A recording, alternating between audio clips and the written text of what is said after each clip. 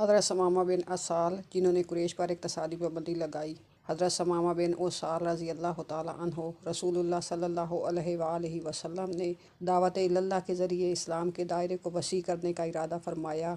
اس کے لیے آپ صلی اللہ علیہ وآلہ وسلم نے عرب و عجم کے کافر بادشاہوں کو دین کی دعوت دینے کے لیے 8 خطوط لکھے۔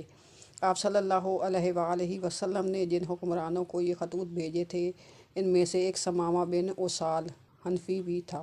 ثمامہ کو اہم حکمرانوں میں شامل کرنا اور اس کے یہاں دعوتی خط روانہ کرنا حیرت انگیز اور قابل تعجب اس لیے نہیں تھا کہ وہ نہایت بااثر اور اہم شخصیت کا مالک تھا۔ وہ زمانہ جاہلیت میں عرب کا ایک باروب بادشاہ، بنو حنیفہ کا ایک سربراہ اور علاقہ یمامہ کے ان بادشاہوں میں سے تھا جن کو کوئی بات ٹھکرائی نہیں جاتی تھی۔ حضور صلی اللہ علیہ وآلہ وسلم کے پیغام پر ثمامہ کا توہین آمیز رویہ۔ جب ثمامہ کے یہاں رسول اللہ صلی اللہ علیہ وآلہ وسلم کا پیغام پہنچا تو اس نے اس کے ساتھ نہایت توہین آمیز رویہ اپنایا۔ اس کے تکبر اور جاہلانہ غرور نے اس کو گناہ پر جما دیا اور اس نے حق کی دعوت سننے سے اپنے کان بند کر لیے۔ پھر شیطان اس پر سوار ہو گیا اور برابر اسے رسول اللہ صلی اللہ علیہ وآلہ وسلم کو قتل کر کے ان کی دعوت کو ختم کر دینے پر ابھارتا رہا۔ وہ رسول اللہ صلی اللہ علیہ وآلہ وسلم پر بے خبری کی حالت میں اچانک حملہ کر کے آپ صلی اللہ علیہ وآلہ وسلم کو نعوذ باللہ شہید کر دینا چاہتا تھا، اور اپنے اس ناپاک منصوبے کی تکمیل کے لیے وہ کسی مناسب موقع کا انتظار کرنے لگا۔ ایک مرتبہ اسے موقع ملا، وہ حضور اکرم صلی اللہ علیہ وآلہ وسلم پر چھپ کر حملہ کرنے والا تھا، لیکن اللہ تعالیٰ نے اس کے ذریعے حضور صلی اللہ علیہ وآلہ وسلم کی حفاظت فرمائی۔ اللہ تعالیٰ نے اپنے دین کو عشق کے سر سے محفوظ رکھا۔ ثمامہ اگرچہ رسول اللہ صلی اللہ علیہ وآلہ وسلم کے ارادہ قتل سے باز آ گیا، لیکن وہ آپ صلی اللہ علیہ وآلہ وسلم کے صحابہ کرام رضی اللہ تعالیٰ عنہم کو نقصان پہنچانے کے لیے کسی مناسب موقع کی تلاش میں رہا۔ وہ برابر ان کی طاق میں لگا رہا۔ آخرکار وہ چند صحابہ کرام رضی اللہ تعالیٰ عنہ پر قابو پانے میں کامیاب ہو گیا اور ان کو نہایت دردناک طریقے سے شہید کر ڈالا۔ اس وجہ سے رسول اللہ صلی اللہ علیہ وآلہ وسلم نے صحابہ کرام رضی اللہ تعالیٰ عنہ نے اس بات کا اعلان فرما دیا کہ ثمامہ جہاں کہیں ملے قتل کر دیا جائے۔ حضرت ثمامہ کی گرفتاری اور قبول اسلام، صحابہ کرام رضی اللہ تعالیٰ عنہم کی شہادت اور نبی کریم صلی اللہ علیہ وآلہ وسلم کے اس اعلان کے کچھ ہی دنوں بعد ثمامہ نے عمرہ ادا کرنے کا ارادہ کیا، اور اس ارادے سے وہ اپنے علاقے یمامہ سے مکہ مکرمہ کی سمت روانہ ہوا۔ وہاں پہنچ کر وہ کعبہ کا طواف اور اس میں رکھے ہوئے بتوں کے لیے قربانی کا ارادہ رکھتا تھا، لیکن اپنے اس سفر کے دوران وہ مدینے کے قریب ایک راستے سے گزرتے ہوئے اچانک ایک ایسی آفت میں پھنس گیا جس کا اسے وہم و گمان تک نہیں تھا۔ حضور اکرم صلی اللہ علیہ وآلہ وسلم کے مبارک اور کریمانہ اخلاق ہوا یہ کہ رسول اللہ صلی اللہ علیہ وآلہ وسلم کے بھیجے ہوئے کچھ مسلمانوں پر مشتمل ایک جماعت نے، جو اس خطرے کی وجہ سے کہ کہیں کوئی شریر رات کی تاریکی سے فائدہ اٹھا کر مدینے کے باشندوں کو نقصان نہ پہنچا دے، رات کو پہرے کے فرائض انجام دے رہی تھی، ثمامہ کو دیکھا اور اسے گرفتار کر لیا، حالانکہ ان میں سے کوئی بھی اس کو پہچانتا نہ تھا، اور اس کو مدینے لائے، اسے مسجد میں ایک ستون سے باندھ دیا اور اس بات کا انتظار کرنے لگے کہ رسول اللہ صلی اللہ علیہ وآلہ وسلم خود ہی اس قیدی کے حالات جان کر اس کے بارے میں کوئی فیصلہ فرمائیں گے۔ جب رسول اللہ صلی اللہ علیہ وآلہ وسلم گھر سے مسجد کی طرف آئے اور اندر تشریف لانے کا ارادہ کیا تو آپ صلی اللہ علیہ وآلہ وسلم کی نظر ثمامہ پر پڑھی جو ستون سے بندھا ہوا تھا۔ آپ صلی اللہ علیہ وآلہ وسلم نے صحابہ کرام رضی اللہ تعالیٰ عنہ سے دریافت فرمایا، جانتے ہو تم لوگوں نے کس کو گرفتار کیا ہے؟ صحابہ کرام رضی اللہ تعالیٰ عنہ نے عرض کیا، نہیں اے اللہ کے رسول صلی اللہ علیہ وآلہ وسلم، ہم اس سے واقف نہیں ہیں۔ آپ نے قیدی کا تعارف کراتے ہوئے فرمایا، حضرت ثمامہ بن اسال رضی اللہ تعالیٰ عنہ، یہ قبیلہ بنی حنیفہ کا سردار ثمامہ بن اسال ہے، اس کے ساتھ حسن سلوک میں سے پیش آنا۔ پھر آپ صلی اللہ علیہ وآلہ وسلم گھر تشریف لے گئے اور گھر والوں سے فرمایا، تمہارے پاس جو بھی کھانا ہو اسے جمع کر کے ثمامہ بن اسال کے پاس بھیج دو۔ پھر آپ صلی اللہ علیہ وآلہ وسلم نے ہدایت فرمائی کہ میری اونٹنی کا دودھ صبح و شام دوہ کر اس کو پیش کیا جائے۔ پھر آپ صلی اللہ علیہ وآلہ وسلم ثمامہ کو اسلام کی طرف مائل کرنے کے خیال سے اس کے پاس تشریف لے گئے اور اسے دریافت فرمایا، اے ثمامہ، تمہارا کیا خیال ہے؟ تم ہماری طرف سے کس قسم کے سلوک کی توقع رکھتے ہو؟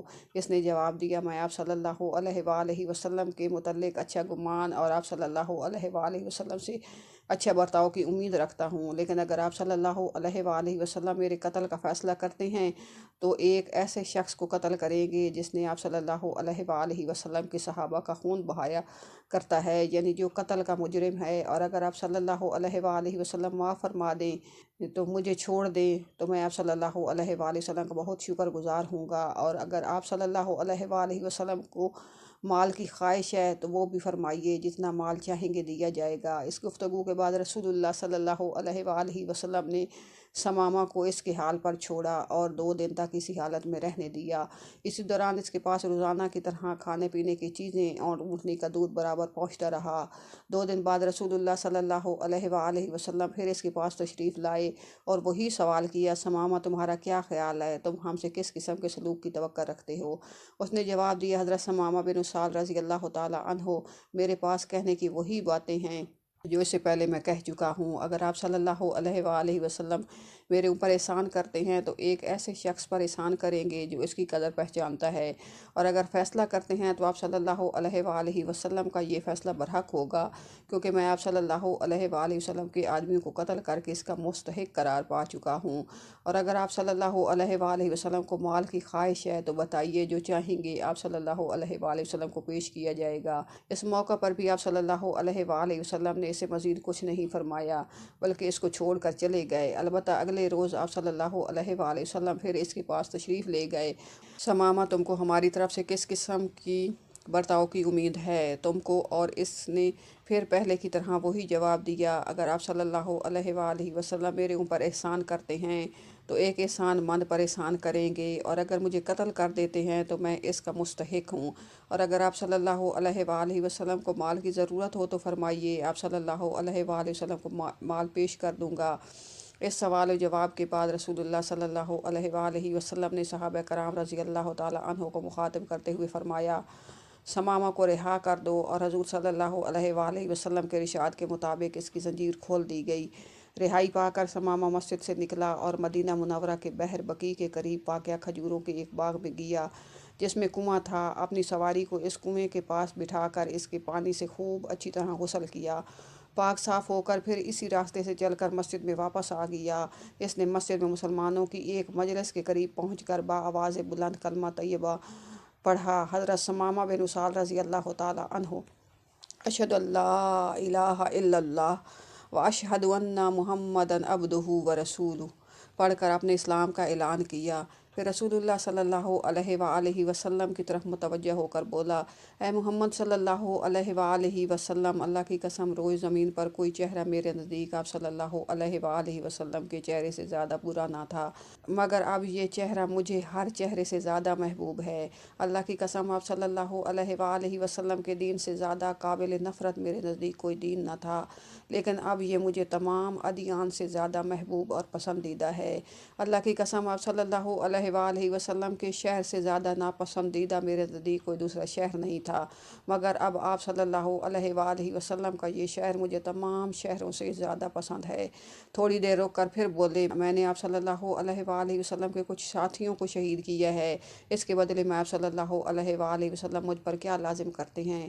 رسول اللہ صلی اللہ علیہ وآلہ وسلم نے فرمایا، ثمامہ، اس سلسلے میں تمہارے اوپر نہ قصاص ہے، نہ دیت ہے، نہ تمہیں قتل کیا جائے گا اور نہ تم سے مال لیا جائے گا، کیونکہ اسلام نے تمہاری پچھلی تمام زیادتیوں اور غلط کاریوں کو مٹا دیا ہے۔ پھر آپ صلی اللہ علیہ وآلہ وسلم نے اسلام لانے کی وجہ سے جنت کی خوشخبری دی۔ یہ سن کر ان کا چہرہ خوشی سے چمک اٹھا۔ اللہ کی قسم، میں نے آپ صلی اللہ علیہ وآلہ وسلم کے جتنے صحابہ کو قتل کیا ہے، اس سے کئی گنا تعداد میں مشرکین کو قتل کروں گا، اور اپنی ذات کو، اپنی تلوار کو اور ان لوگوں کو جو میرے ماتحت اور ساتھی ہیں آپ صلی اللہ علیہ وآلہ وسلم کی اور آپ صلی اللہ علیہ وآلہ وسلم کے دین کی نصرت و تائید کے لیے وقف کرتا ہوں۔ ذرا سی دیر بعد پھر ہاں، اے اللہ کے رسول صلی اللہ علیہ وآلہ وسلم، آپ صلی اللہ علیہ وآلہ وسلم کے ساتھیوں نے مجھے اس وقت گرفتار کیا تھا جب میں عمرہ کی نیت سے نکلا تھا، تو آپ صلی اللہ علیہ وآلہ وسلم کے خیال میں اب مجھے اس سلسلے میں کیا کرنا چاہیے؟ شریعت کے موافق ادا کیا جانے والا پہلا عمرہ۔ رسول اللہ صلی اللہ علیہ وآلہ وسلم نے ارشاد فرمایا، تم مکہ جا کر عمرہ ادا کر لو، مگر یہ عمرہ اب اللہ تعالیٰ اور اس کے رسول اللہ صلی اللہ علیہ وآلہ وسلم کی شریعت کے مطابق ادا کرو گے۔ پھر آپ صلی اللہ علیہ وآلہ وسلم نے حج اور عمرہ کے اعمال کی تعلیم دی۔ حضرت ثمامہ بن اسال رضی اللہ تعالیٰ عنہ عمرہ کی ادائیگی کے لیے روانہ ہوئے، مگر جب مکہ معظمہ پہنچے تو وہیں کھڑے ہو کر بلند آواز سے تلبیہ پڑھنا شروع کر دیا۔ لبیک اللہم لبیک، لبیک لا شریک لک لبیک، ان الحمد والنعمت لک والملک لا شریک لک۔ میں حاضر ہوں، اے اللہ میں حاضر ہوں، تیرا کوئی شریک نہیں، میں حاضر ہوں۔ بے شک ساری تعریفیں اور تمام نعمتیں تیرے لیے ہیں اور بادشاہی تیری ہے، تیرا کوئی شریک نہیں۔ وہ امت محمد یا میں دنیا کے سب سے پہلے مسلمان تھے جو توحید کا تلبیہ پڑھتے ہوئے مکہ مکرمہ میں داخل ہوئے تھے۔ قریش حیرت زدہ رہ گئے۔ قریش نے لوگ اس آواز کو سن کر سہم گئے اور غصہ ہو کر دوڑے۔ انہوں نے اپنی تلواریں نیام سے نکال دیں اور آواز کی طرف لپکے تاکہ اس شخص پر ٹوٹ پڑیں جو مکہ مکرمہ میں آ کر ان کے عقائد کے خلاف آواز بلند پکار رہا ہے۔ وہ لوگ ثمامہ رضی اللہ تعالیٰ عنہ کی طرف بڑھے تو انہوں نے تلبیہ کی آواز اور تیز کر دی۔ وہ ان کی طرف نہایت لاپرواہی اور بے خوفی کے ساتھ دیکھ رہے تھے۔ ایک قریشی نوجوان نے تیر چلا کر ان کو شہید کرنا چاہا، مگر دوسروں نے اس کو یہ کہتے ہوئے ایسا کرنے سے روک دیا۔ بولے، تیرا برا ہو، جانتا ہے یہ کون ہے؟ یہ یمامہ کا بادشاہ ثمامہ بن اسال ہے۔ اگر تم نے اس کو کوئی نقصان پہنچایا تو اس کے قبیلے والے ہمارے یہاں غلے کی آمد روک کر ہم کو بھوکا مار دیں گے۔ پھر وہ لوگ اپنی تلواریں میان میں رکھ کر حضرت ثمامہ رضی اللہ تعالیٰ عنہ کے سامنے آئے اور ان سے کہا، اے ثمامہ، یہ تم کو کیا ہو گیا ہے؟ کیا تم بے دین ہو گئے ہو اور تم نے اپنا دین اور اپنے باپ دادا کا دین چھوڑ دیا ہے؟ حضرت ثمامہ رضی اللہ تعالیٰ عنہ نے جواب دیا، نہیں، میں دین نہیں ہوا ہوں، بلکہ میں نے سب سے اچھے دین یعنی محمد صلی اللہ علیہ وآلہ وسلم کے دین کی پیروی اختیار کر لی ہے۔ اس کے بعد انہوں نے کہا، قریش تم پر اقتصادی پابندی، اس گھر والے کی قسم، میرے واپس جانے کے بعد یمامہ کے گیہوں کا ایک دانہ اور وہاں کی پیداوار کا کوئی حصہ اس وقت تک تمہارے یہاں نہیں پہنچ سکتا جب تک کہ تم سب کے سب محمد صلی اللہ علیہ وآلہ وسلم کا اتباع نہ اختیار کر لو۔ حضرت ثمامہ رضی اللہ تعالیٰ عنہ نے قریش کی آنکھوں کے سامنے رسول اللہ صلی اللہ علیہ وآلہ وسلم کے بتائے ہوئے طریقے کے مطابق عمرے کے ارکان ادا کیے۔ انہوں نے اللہ تعالیٰ کی خوشخبری کے لیے قربانی کے جانور ذبح کیے اور واپس اپنے وطن لوٹ آئے۔ واپس آ کر انہوں نے اپنے قبیلے والوں کو قریش کے یہاں غلہ نہ بھیجنے کا حکم دیا۔ قبیلے والوں نے ان کے اس حکم کی تعمیل کی اور اہل مکہ کے یہاں اپنی پیداوار بھیجنی بند کر دی۔ قریش کی حضور صلی اللہ علیہ وآلہ وسلم سے شکایت۔ اقتصادی مالی پابندی جو حضرت ثمامہ بن اسال رضی اللہ تعالیٰ عنہ نے قریش کے خلاف لگائی تھی، آہستہ آہستہ سخت سے سخت تر ہوتی چلی گئی۔ اس کے نتیجے میں غلے کی قیمتوں میں بہت زیادہ اضافہ ہو گیا، لوگوں میں فاقہ اور غربت عام ہو گئی اور ان کی تکلیف اور پریشانی اور زیادہ بڑھ گئی۔ جب نوبت یہاں تک پہنچی کہ ان کو اپنے اور بال بچوں کے بھوک سے مر جانے کا شدید خطرہ لاحق ہو گیا، تو انہوں نے رسول اللہ صلی اللہ علیہ وآلہ وسلم کو خط لکھا، ہم آپ صلی اللہ علیہ وآلہ وسلم کے متعلق پہلے سے یہ بات جانتے ہیں کہ آپ صلی اللہ علیہ وآلہ وسلم صلہ رحمی کرتے ہیں اور دوسروں کو اس کی تاکید کرتے ہیں، مگر اس وقت ہم جس صورتحال کا سامنا کر رہے ہیں وہ یہ ہے کہ آپ صلی اللہ علیہ وآلہ وسلم نے ہمارے ساتھ قطع رحمی کا طرز عمل اختیار کر رکھا ہے۔ آپ صلی اللہ علیہ وآلہ وسلم ہمارے بڑوں کو تلوار سے اور ہمارے بیٹوں کو بھوک سے مار رہے ہیں۔ ثمامہ بن اسال نے غلے کی برآمد پر پابندی لگا کر ہمیں سخت تکلیف اور پریشانی میں مبتلا کر دیا ہے۔ اگر آپ صلی اللہ علیہ وآلہ وسلم مناسب سمجھے تو اس کو لکھ دیں کہ وہ غلے اور ہماری ضرورت کی چیزوں پر پابندی لگائی گئی ختم کر دیں۔ تو رسول اللہ صلی اللہ علیہ وآلہ وسلم نے حضرت ثمامہ رضی اللہ تعالیٰ عنہ کو لکھ دیا کہ وہ قریش کے خلاف پیداوار پر لگائی ہوئی پابندی ختم کر دیں۔ چنانچہ انہوں نے آپ صلی اللہ علیہ وآلہ وسلم کے حکم کے مطابق وہ پابندی اٹھا لی اور قریش کے یہاں غلہ بھیجنا شروع کر دیا۔ اپنے قبیلے کو مسلمہ کہ کفر و فریب سے بچانے کی کوشش۔ حضرت ثمامہ بن اسال رضی اللہ تعالیٰ عنہ زندگی بھر اپنے دین کے وفادار اور نبی کریم صلی اللہ علیہ وآلہ وسلم کے ساتھ کیے ہوئے عہد کے پابند رہے۔ جب رسول اللہ صلی اللہ علیہ وآلہ وسلم کی وفات ہو گئی اور اہل عرب اجتماعی اور انفرادی طور پر اللہ تعالیٰ کے دین سے نکلنے لگے، تو مسلمہ کذاب نے بنو حنیفہ میں نبوت کا جھوٹا دعویٰ کر کے انہیں اپنے اوپر ایمان لانے کی دعوت دینی شروع کی۔ تو حضرت ثمامہ رضی اللہ تعالیٰ عنہ اس کے سامنے ڈٹ گئے۔ انہوں نے اپنی قوم کو سمجھایا کہ بنو حنیفہ کے لوگوں، خبردار، اس گمراہی کی دعوت کو ہرگز قبول نہ کرنا جس میں ہدایت کا دور دور تک پتہ نہیں ہے۔